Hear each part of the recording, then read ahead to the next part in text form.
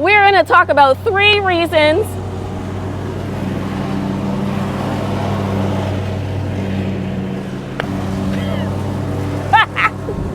First of all, don't make a video while you're cutting the lawn. Bear with me, y'all. I promise you, you will still learn a lot. We're going to talk about 3 reasons why your seedlings may be drooping over. So stay tuned because we're going to talk about some solutions to this. This is Mr. Coconut, and you will occasionally see Mr. Coconut in the video. So if you do, just say hi to him. If you have not subscribed to my channel, go ahead and do that. Let's get started with this video. I understand you work very hard to start your seedlings indoors, and it takes so much time. So when you come and see your seedlings and you realize that they are drooping, it can be very devastating to see, because then you start to worry and wonder, are my plants dying?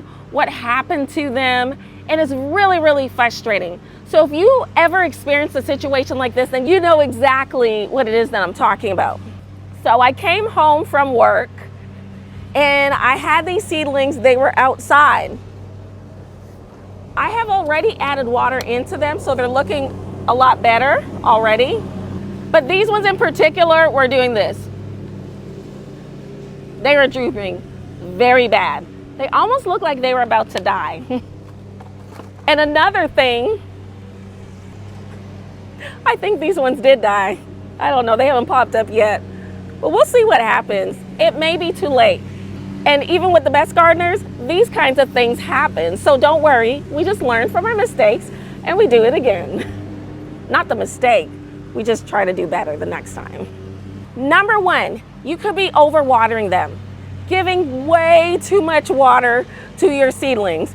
And it's just too much. Or you may be not watering them enough and they're very dry and it's not getting the water and the nutrients that it needs to really thrive. And so the plant might just completely droop over. Number 2 is that you may be putting your plants in an environment that it was not ready for in terms of temperature. And so you're starting to harden your plants off, but maybe you do the process a little bit too quickly. And so you're putting your warm loving crops outdoors a little bit too soon, and you have not done the complete, maybe it was 1.5 weeks, whatever it needed to truly acclimate to the temperature. And so maybe there's a very harsh cold snap that comes through, or maybe there's just a very hot heat of a temperature that comes through and the plant's not able to withstand it. And so it goes in a complete shock. And it's just too much for the plant to handle and it's too drastic.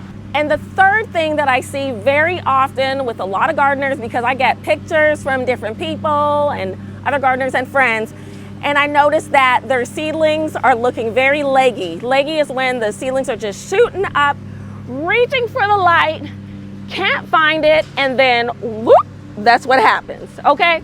So that's another thing that I see happening often a lot. So let's talk about some solutions to help these problems. Number 1 is you want to check on your plants frequently, actually daily. I check on my seedlings 2 times a day.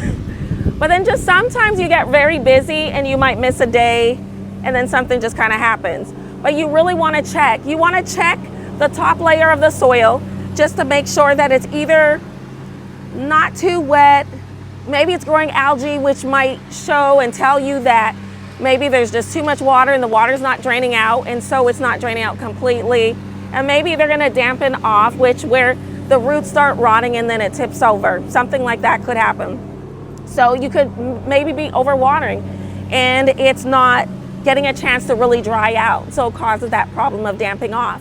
Or maybe you're not watering it enough, or you're going too many days between watering and the young seedlings are drinking up so much of the moisture, and so they're not getting what they need. I mean, can you survive without water for days or anything to drink?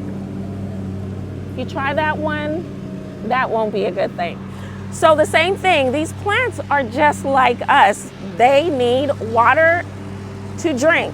So a very simple little thing is just to do a little check, just to see with your finger, just stick it right into the soil and just to see if it's dry, or you dig a little bit deeper and you can tell if there's moisture in there. If you feel it down in there a little bit, then it's probably okay. If you dig a little bit deeper, and I just mean like slightly poking, not digging, because you don't want to injure the roots, but you can tell if it's just too dry.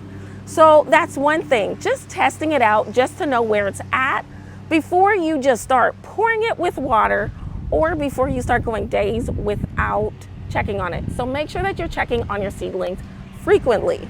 Hardening off, a suggestion for that is to take time. Hardening off takes time. If you rush it, just know you might risk losing a plant or two or few.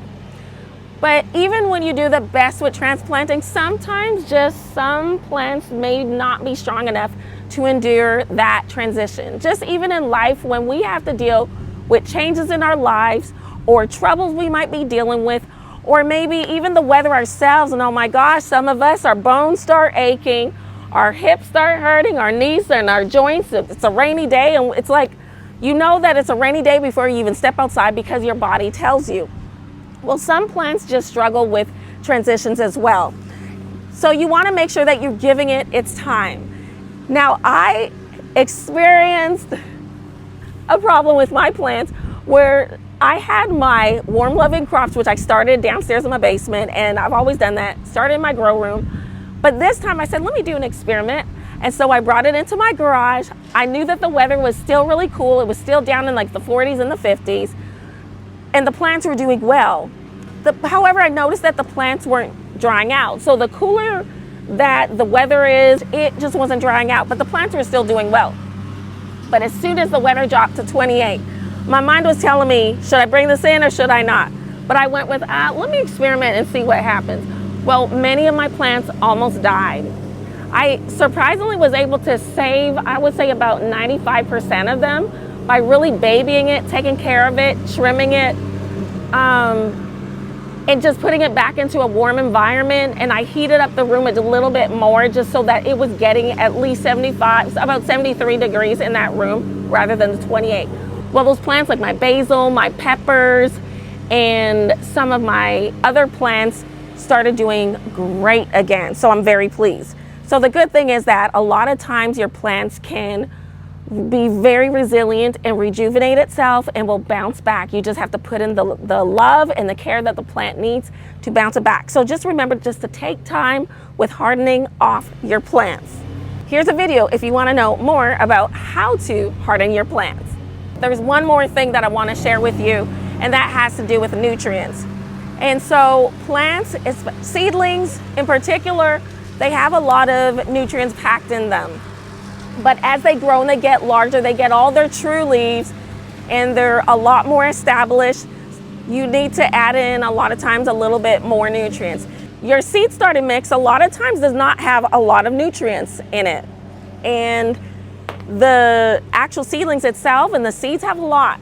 But as it becomes more established, it needs a little bit more to help it to keep going. Just like our bodies need nutrients to keep going. Sometimes we just have enough, say we get energized and we got a little bit of sleep or we got just enough sleep, but then we have a long busy day and then we become really exhausted because we're running errands, we're picking up kids, we're going to work, we're going to the grocery store, then we have activities at night to do.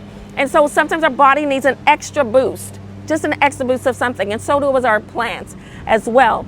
And so sometimes adding in some liquid fertilizer or just some kind of fertilizer that your plant needs so it can get that boost.